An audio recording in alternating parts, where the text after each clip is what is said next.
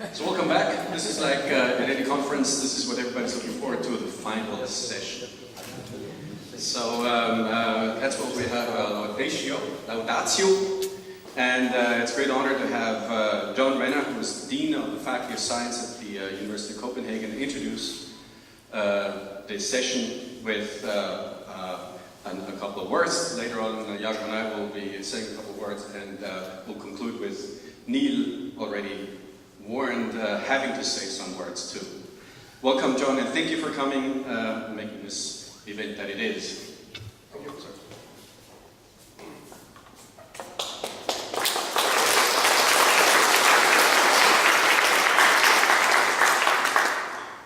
Dear Professor Neil Jones, dear colleagues, dear guests, it's a great privilege and an honor on behalf of the Faculty of Science and on behalf of the University of Copenhagen to congratulate you with this year's recipient of the Programming Language Achievement Award.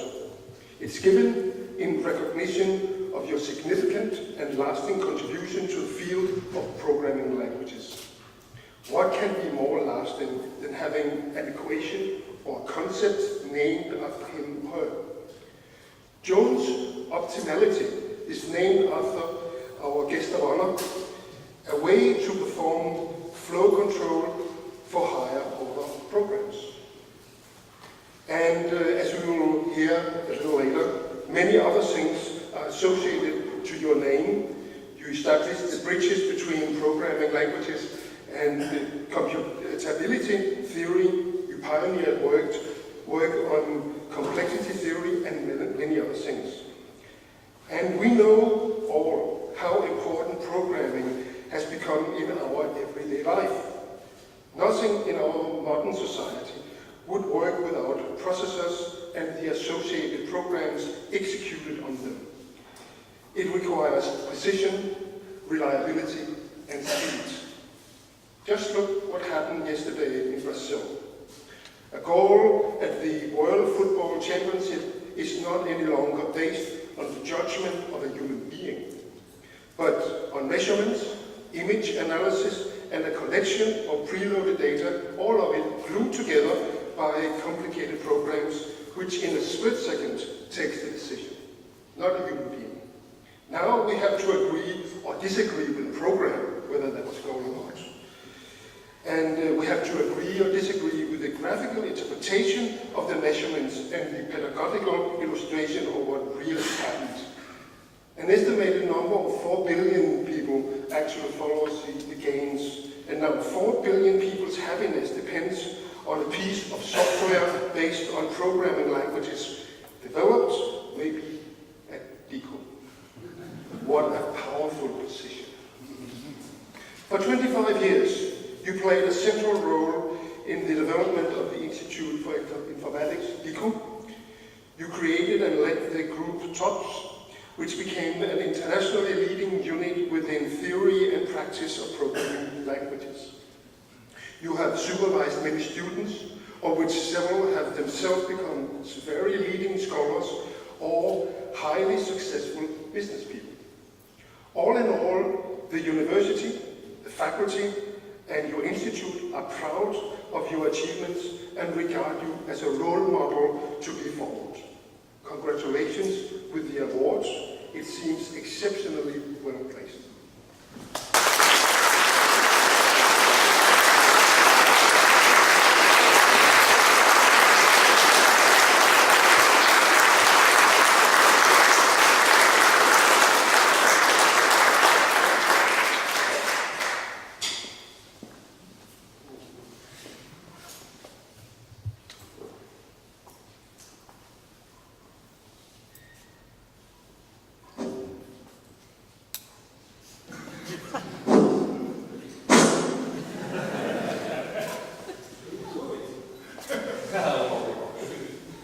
What is a laudatio?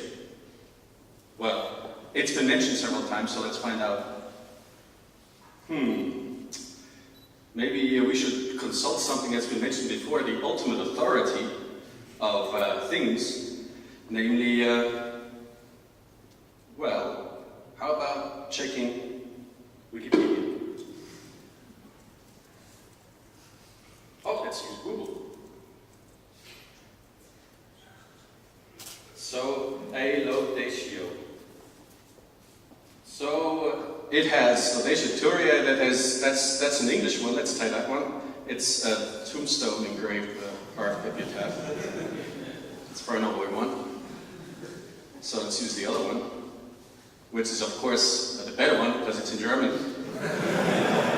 So a laudatio is an appraisal, a praise, speech of praise, and it is usually given on the occasion of an award given, a major award given. That sounds good, we're on track here. And it's usually given by a laudator. So laudator. We're mostly prominent people from public life. I guess we're doing something right here at least. A little bit. And it says that one shouldn't go to lobhudelei,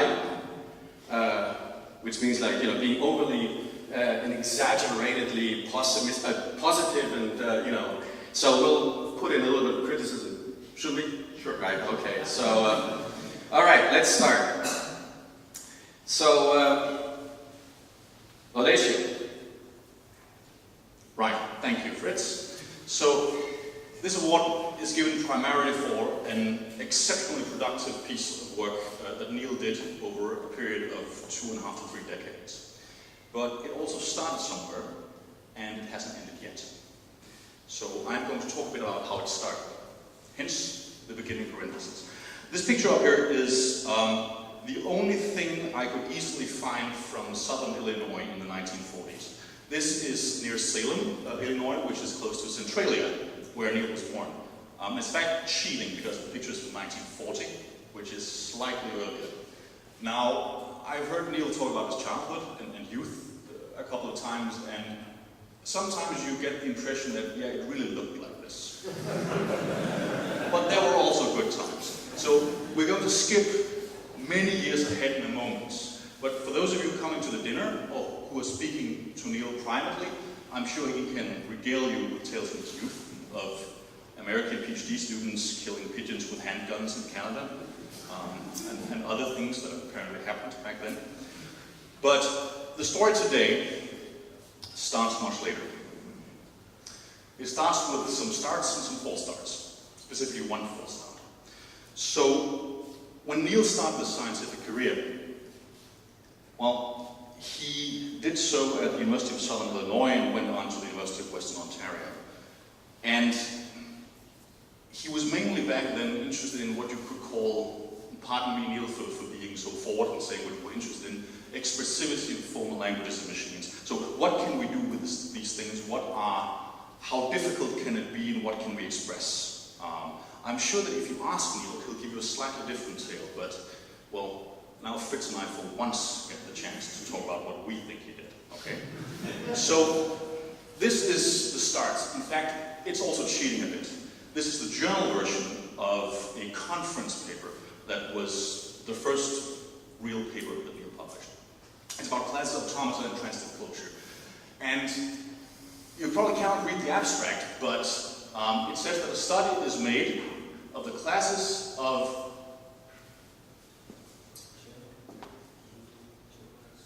predicates, thank you, accepted by 3 times the multi-type Turing machines.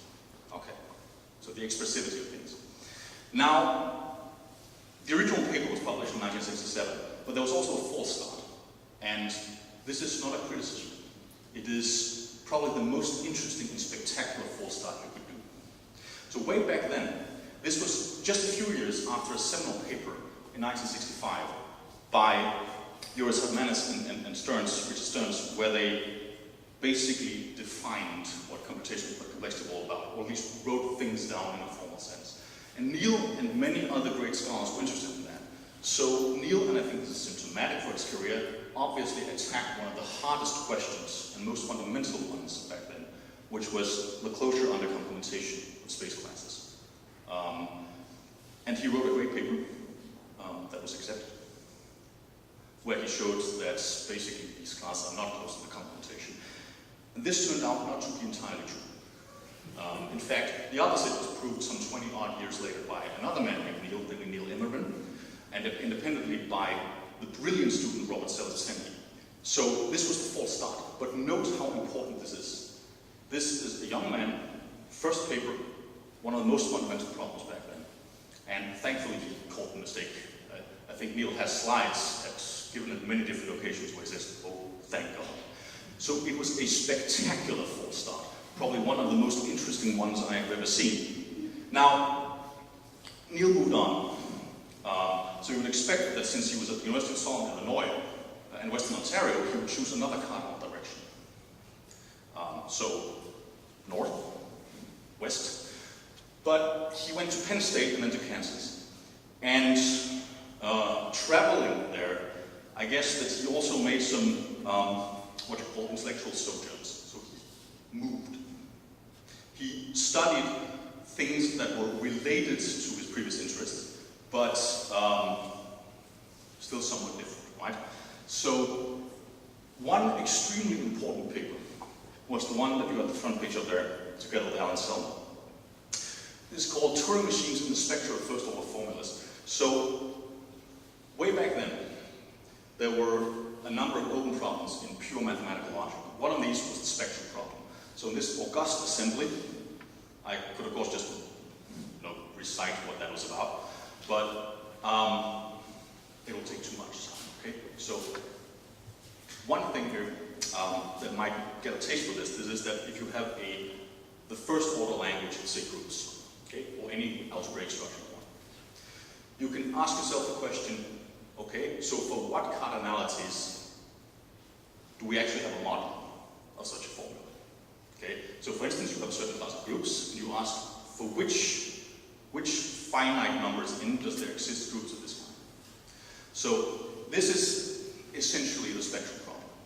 And Neil, in what I guess you would call symptomatic of later developments in his career, solved this by a very clever bit of programming. So there's no a priori reason that there should be a connection, but there were. So together with Alan Selman, he essentially proved that a subset of the integers, suitably coded as strings, is the spectrum of the first order formula if and only if it's in next time. So non-deterministic exponential time, which was essentially the solution to this problem. So a great result in mathematical logic solved by, well, you had to program a Turing machine, but still we count that as programming. Now, something tremendously important happened in Kansas, which is probably the reason we're sitting here, or in my case, standing. In fact, there's only one more thing in Neil's career that's more important and for us today, and I think Fritz will talk about that a bit later. Here's a hint, she's sitting beside him. So, Neil moved to the University of Kansas, and he struck up a tremendously successful cooperation with Steve Muchnick. And apart from the scientific quality of Steve's work, I think it also says something about Neil's taste in people. Steve Muchnick, later on, after becoming a very successful computer scientist, turned out to be involved very heavily, and is still heavily involved, in humanitarian causes. So, you guys sitting here are not the only good people he's worked with. Now, Stephen and Neil started working on something that, at least to the untrained eye, looks much more like modern programming language research. So I've just taken a sample here of some of their papers. So we've already heard Amir talk about simple programs that are hard to analyze. And I think it's also telling about the time that they were living in, that a paper, a beautiful paper by the way, attacking a fundamental problem, but phrased without any pretension, was published at Popple in the Journal of ACM. Okay, so this was also a time of great curiosity and great, I guess you would call, intellectual merit of the editors of journals back then. So, and they moved on. Binding type, optimization of programming language, some thoughts towards the design of an ideal language, Popple 76. The complexity of finite memory programs with recursion, the GAC in 1978, also mentioned by Amir. And telling, a bit later, I think this was actually published after you moved to Denmark, Neil, flow analysis and optimization of list-like structures. We already heard Jan talk a bit about control flow analysis, and Maybe this will start in 81, 82, maybe the ideas were there earlier. But in any case, this is the story of a man who's moving, right? So I don't know if Neil would say that, because my guess is he would just say that he was leveraging whatever he knew at the time in order to look at new problems. But something was clearly happening, something important that led to him, like Dorothy and Toto, the dog, not being in Kansas anymore. So, Denmark. We're off to Denmark. So the first thing you might want to ask is, well, why this is not moving. So let's look a little bit of, and let's do a little bit of detective work. So Neil got to Aarhus University in 1976, 1977 for a guest professorship. That was a one-year guest professor position, a very long one actually, 1 year. Great. And then he came back. He came back, 79 to 81, and became then moved to DIKU. Thank you, Neil. 82, 87, where he was then, well, we don't have promotion here, but where he then was appointed after a very interesting case involving the protagonists of Supreme Programming Language Research in Denmark to become professor at DIKU. And he was until 2007, and then decided to, well, switch into a longer position, namely one with an emeritus after it. We'll also see in a second that that was apparently a not bad move when it comes to production of research. So which also means that I don't know what kind of lesson one can draw from that. But here is the fundamental problem. The question: why move from the US of A, as Dina said, to Denmark? Actually, and Neil at Penn State was tenured full professor at that point. Now, let's apply some 2014 logic to this. So, was it rankings? All right? Okay, Penn State, I don't know, maybe moving up, maybe, you know, that was a fat paycheck. On the other hand, well, let's look at that. So, I haven't found any data from 1976, but the QS World University Rankings for Subject 2011, Computer Science and Information Systems. Well, we're not in the top 2.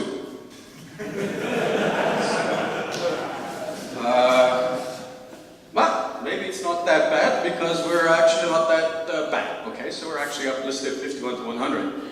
So maybe that was it.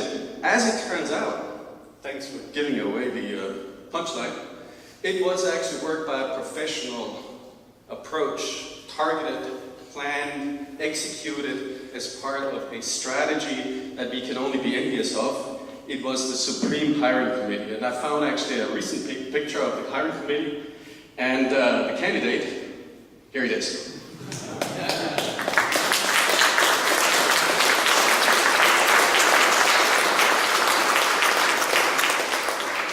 So thanks, Lene. We know where to go when we need help.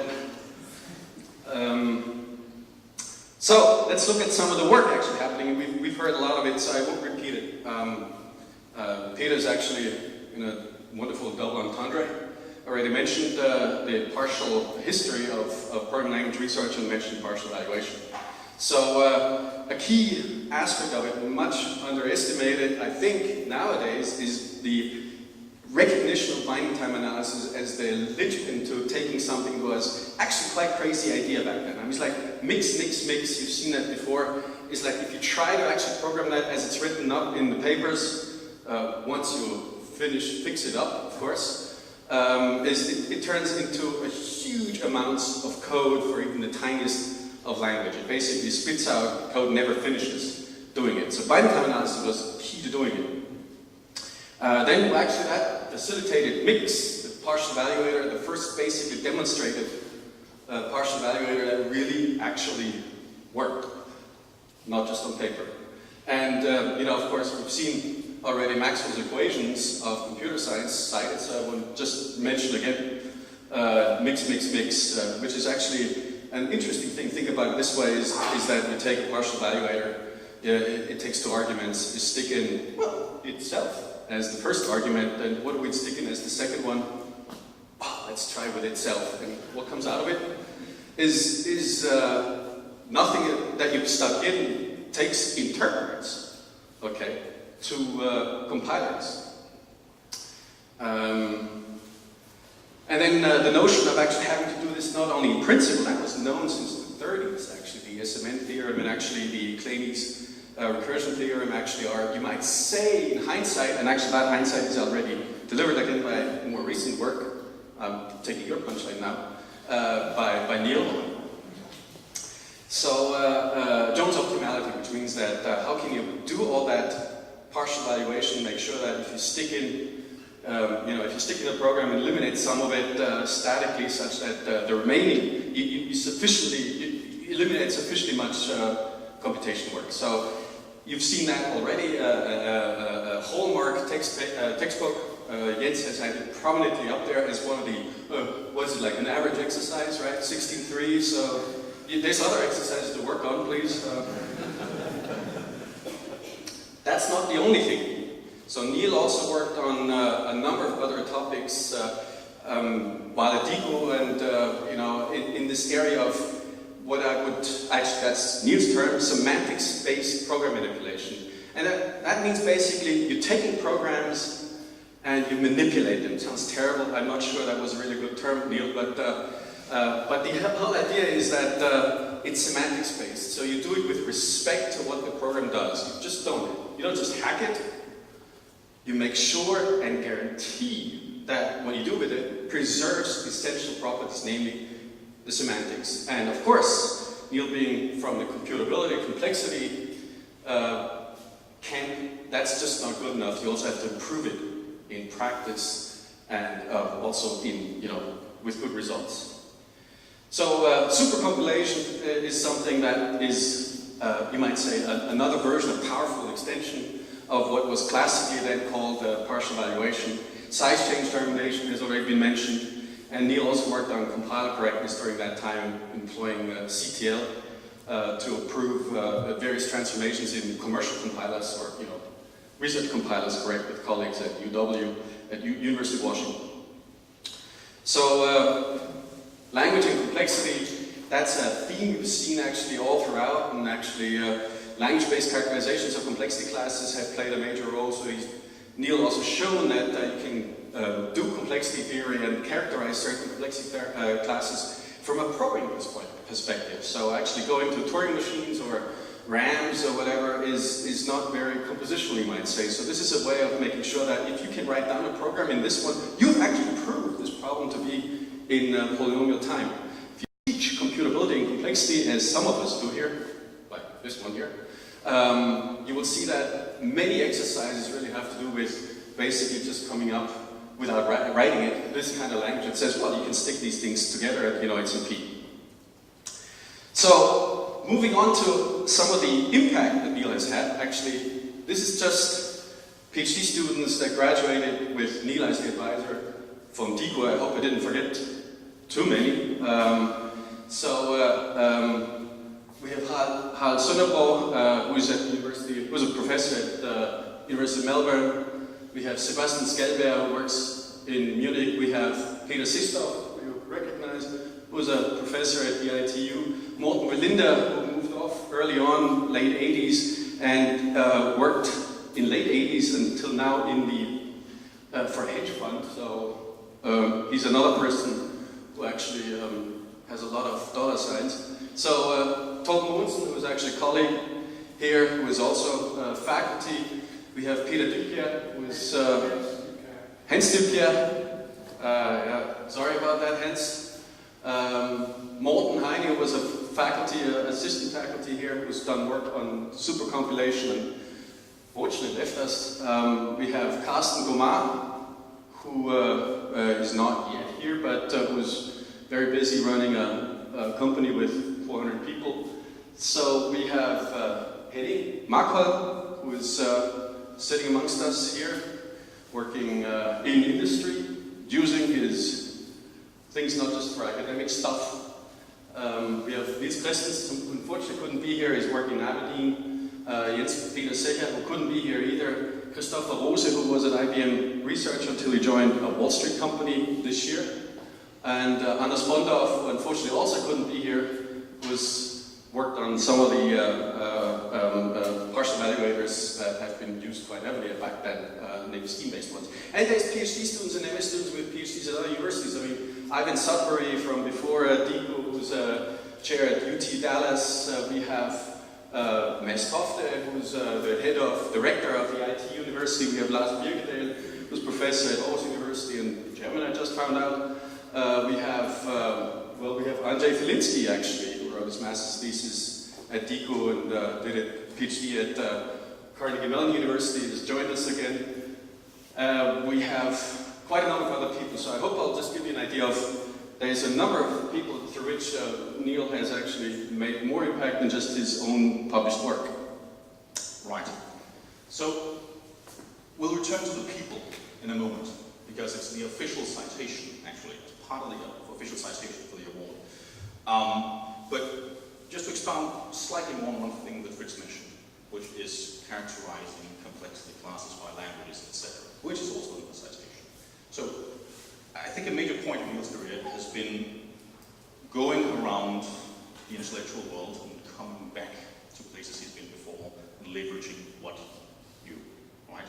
So, one of the more spectacular successes in that regard was to come back to computability and complexity and take, in Fritz's words, that I think he mentioned a few days ago, everything he learned in programming languages and applying it to these original problems that he looked at as a very young man. Now, this has been a period of almost 20 years of Neil's life, and one of the very visible successes here was the publication of this textbook, Computability and Complexity from a Programming Perspective, at the MIT Press in 1997. Like Fritz, I have also taught courses using this book, and it is quite wonderful to actually see students solve exercises in the same way that they do with other major textbooks, which is actually by programming, right? But this time, they have programming languages in which to do it, which is so much easier than writing what is essentially pseudocode over several places in a Turing machine, a counter machine, a RAM, or what have you. It's a beautiful piece of work. Now, in the citation for the award, it says that Neil has been instrumental in characterizing programming languages that are limited in a certain sense by time, by some syntactic constructs that are missing. For instance, the ability to construct things on the right-hand side of declarations, and finding the connection with types. But, I mean, coming from outside programming languages, it also goes the other way around. Neil has basically, like Bellatoni and Cook and other people, at the same time, provided researchers in one field with completely new tools, programming languages, in which to do this. And that is, at least to me, a quite wonderful achievement. So, after 2007, Neil has retired. And speaking as a full-time faculty member, well, looking at Neil, it seems that retirement means he doesn't have to do any administration. but otherwise, he just keeps going strong. So since 2007, Neil has been tremendously active in research. So he's gallivanting around the world as an invited researcher at many places. Oxford, Spain, Italy, what have you. And has been working hard into national analysis of higher programs, programming languages inspired by biology, by program transformations such as distillation, and just a smidgen of partial iteration for good measure. Just a tiny bit, right? So you never forget your old loves. So when we lost Neil, or as I would say in the department, we were happy to see him be happy. It seems like he's still going at 120 miles per hour.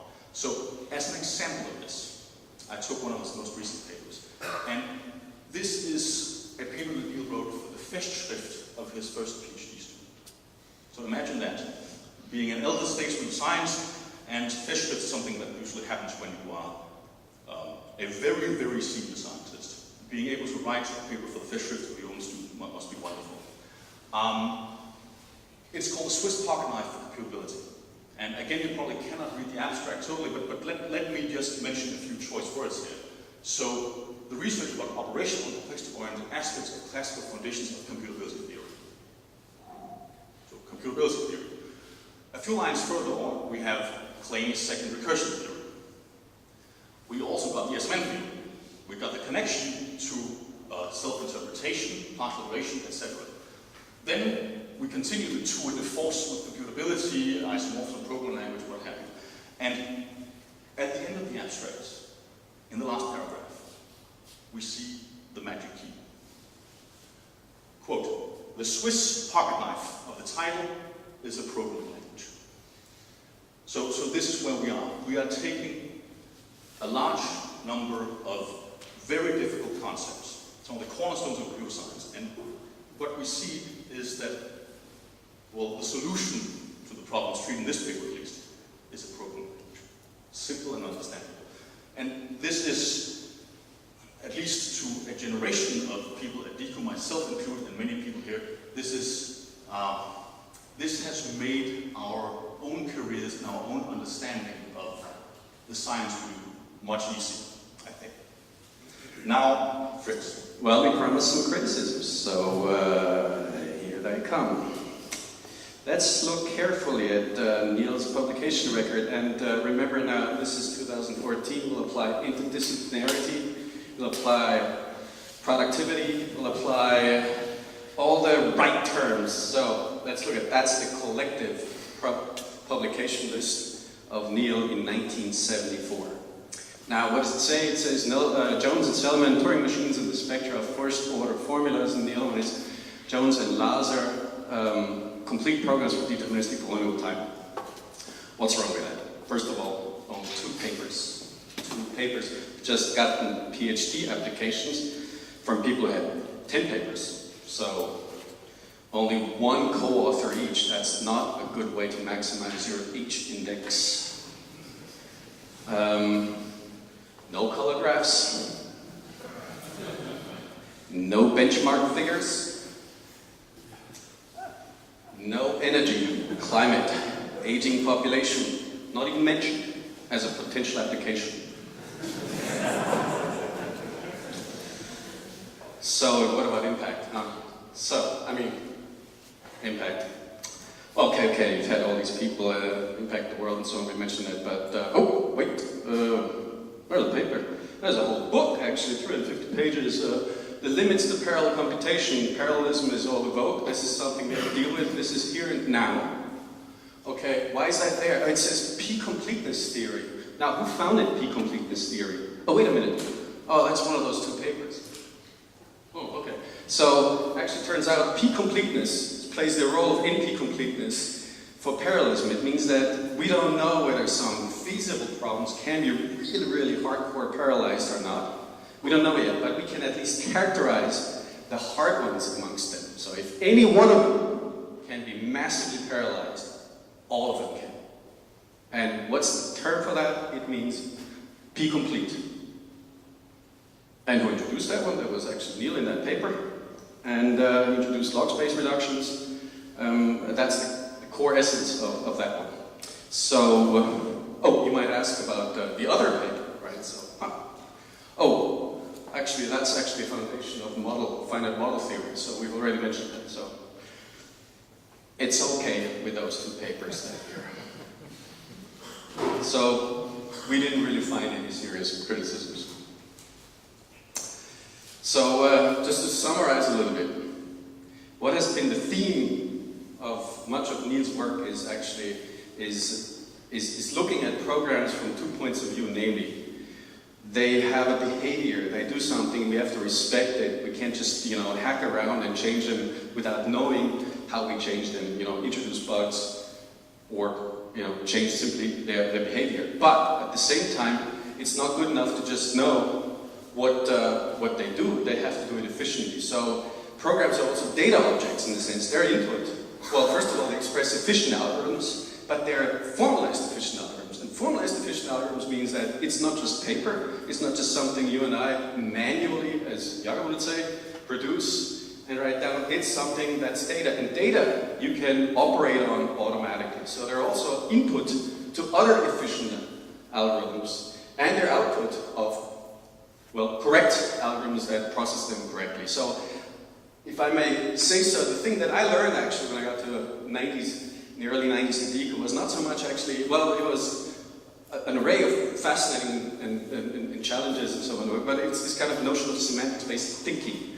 You think about application problems, you think about any kind of technical problems, you think about it's like, what does this really mean? And once you understand what the meaning is, and independently of actually doing it in a Java framework or in a, I don't know, another framework, you think about what it really means, and then manipulating actually the representations in order to achieve efficiency, at the same time always guaranteeing or striving for what we really want is the thing that we could all really use a lot more of, even with Lua and so on, is a little bit of correctness and efficiency in the real world. So, right.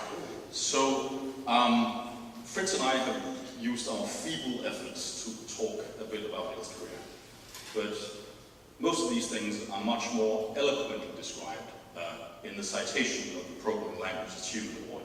So I am going to read this to you, even though you're probably able to read this yourself. And I'm going to do it in a slightly different order than the sentences are here.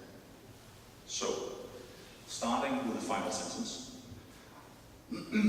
Lastly, Neil is a tireless and inspiring mentor, and he has written several influential textbooks that are testaments to his thesis that programs are data objects and that programming languages are a cornerstone of computer science. We all know that, and we all believe that.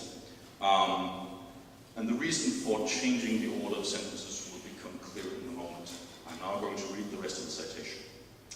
Neil Jones is a pioneer of programming language methods.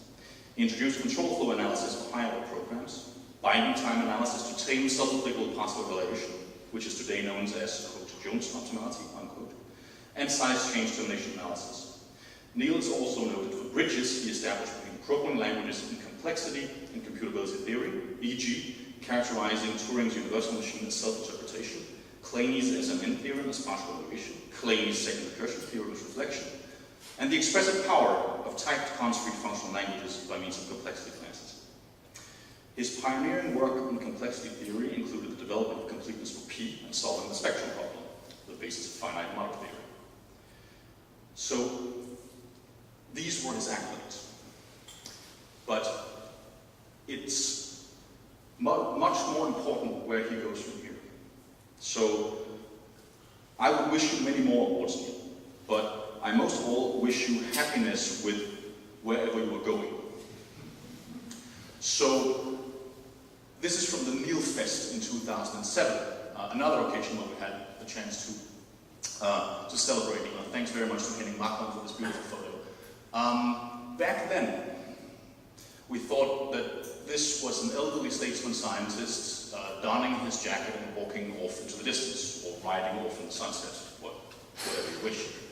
But what is clear is that he segued from the achievements that are described here in the citation to more things, more research, more adventures. This is not a man donning his jacket to walk off into the distance. This is a man resolutely walking towards new adventures with new people and towards new problems. So the right parenthesis is not a closure. Not for Neil at least, but it is the closure of this talk. Thank you very much.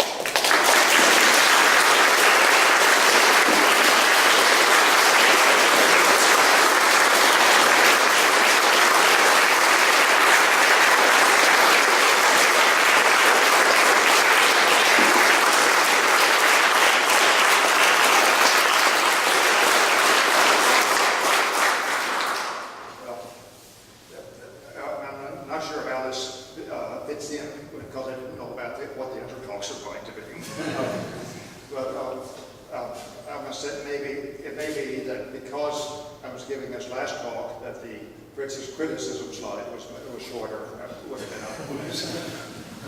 Now, anyway, this is a short and a bit of a random walk. The first point is many thanks to the organizers who have done a fantastic job of this. The speakers with interesting things that struck near to my heart in many different ways, and to many excellent students, and a lot of them that are here now, and to a lot of people that I've worked with through the years. So, yeah, I think we should all thank you.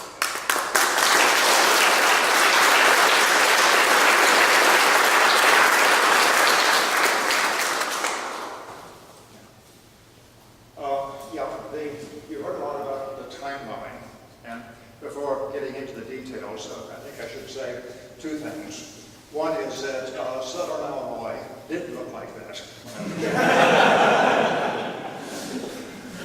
My father worked in the oil fields, so that was. The other thing is that the reason I'm here now has very much to do with Sputnik. In 1957 or 58, Russia set up this satellite. America got scared, and they suddenly decided to invest money in computer science, in installing computers, and providing money for part-time. I was a poor student, and I could get a part-time job at the computer center, and that was where the whole thing began. Otherwise, a place like Southern Illinois University would not have had a computer. They had an IBM 650, which is a long story. But that was basically, in 1960, I learned how to program, which is a long time ago. Found that programs are absolutely fascinating things. That the behaviors, the structure, the way the computation is related to what you wrote. And that got me started. Was in Canada, and they are basically worked in two parallel but distinct lines. To make a living, I was writing a compiler, an Algol 60 compiler, very much based on Peter Nauer's report on Algol 60, which has been described as a big improvement over many of its successors. The comparative, what you see about C or JavaScript or whatever. But in any case, it was a model of trying the best to explain the semantics of the language, even though it was only natural language. The other side was that I suddenly discovered I couldn't get a PH.D. thesis for that, and I had to do something theoretical. So got started into complexity and computality. So the thesis was on that. Okay, fast forward. But I was lucky enough to come to Copenhagen in the early 80s. I came at a good time because there were many very bright students with minors in, say, kind of mathematics or physics who were looking for something challenging. I came in with basically mainly a new topic in the department. And I think we sort of ratcheted each other up. One of the slogans I used at that time was I give my master's students PH.D. thesis material, and they do it. And it wasn't because I was a slave master, it was somehow they were qualified and the enthusiasm worked and things worked. Sort of changing the gears, there's no reason for a long historical development. Wait a second. Just trying to remember what. Oh, right. I think one important aspect of doing good research is finding good problems. If you can find a precisely stated problem that's been lying around for a long time and you can solve it, then that's great. More usually, you have to figure out how to state the problem. There are some things that look interesting, but you have to work hard to dig into it and find out what the problem really is at the basis. And the key is basically often finding the right definition. And at the end of this process, it's hard to say whether you have found it or whether you've invented it or whether you've discovered it, what's happened. But sometimes when you get close enough, you can suddenly things hang together. I guess I'm speaking Danish and English. Suddenly things fit together. And of course, there's technical aspects. You can't live without solving the technical things, but both of them are there. And I've been lucky enough to find 3 satisfying problems. And that basically, I think, is a summary of my research from here. There was this spectrum problem, which was a well-defined problem, stated in 1952. And the problem was to characterize spectra. The main problem was that there was nobody around to give a good answer for that, because they didn't have good machinery for describing the spectra. But I was lucky enough to get into this field about the time that Hermanus and complexity theory was getting started. And then for the first time, the tools, there were sufficient tools to give a good answer to it. The Fudimore projections and the types of compilers, interpreters, etc. The third one you've heard about already today, Spellsberg did a very interesting and good lecture on that. The Fudimore projections are rather fascinating. They were this mix stuff that you've heard so much about. And basically, it took 3 of us a year of hard work to actually get it to work. It was Peter Seestoft, Harald Sundborg, and myself. And it was essentially a game of tag, in which each of us, we were working to make some progress, and then we'd get stuck. Finally give it up. And then one of the others would start out and make some more progress. And it got to the point of absurdity at one point. I think it was Peter who came up with saying, how do we keep track of the current version of the partial evaluator which applied to itself? And the answer was, well, it was numbers. 2P1, 2P2, 2P3. You think of 2P as you think of a wig or something like that. But no, what 2P meant was tomorrow's outdated and useless partial evaluator. Fortunately, the process terminated, and they excited some interest in different places. And one thing that I found fascinating from the book, from 2 directions, has been self-application, applying programs to themselves. And this has come up in 2 completely different contexts. The one was compiling. The compiler that I wrote way back in 62, 67 was compiling itself to produce the next version. And the literal input was the compiler. It wasn't a representation of, it wasn't an encoding of, it was directly. And the other side is complexity, where if you wanted to prove that exponential time properly includes polynomial time, whatever that means, you do it by diagonalization, by showing that in the bigger time you can do anything you could do in the smaller time and then be contrary and twist the result. So that means the problem cannot be solved in the smaller time. And that's exactly the same thing. It's running a self-interpreter on a program. It's a self-interpreter with a clock. It also is the core of Gödel's incompleteness theorem. Involves a diagonalization of a similar sort. And somehow, in the wilds of Western Ontario, managed to begin seeing some connections between those, and in the years since then, they've gradually become clearer and stronger. So it's a surprise, many of the same thought patterns occur. And finally, the last thing is that I'm honored by your interest in these esoteric subjects. There's the 6 technical talks here, which have been very good technical talks. There's Fritz's and Jakob's, which is, I'm not quite sure what adjectives I would use.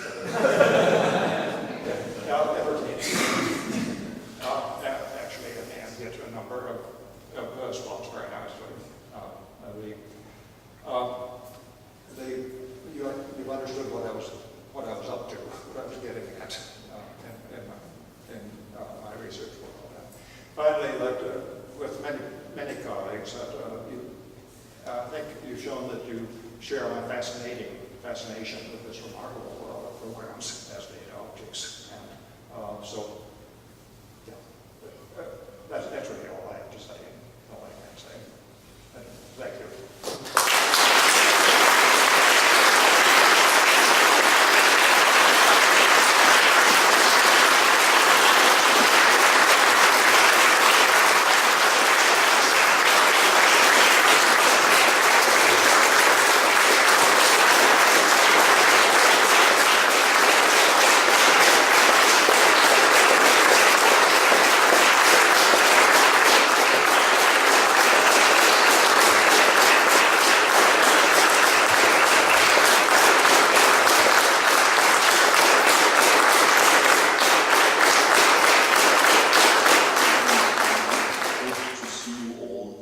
Next time Neil receives no more.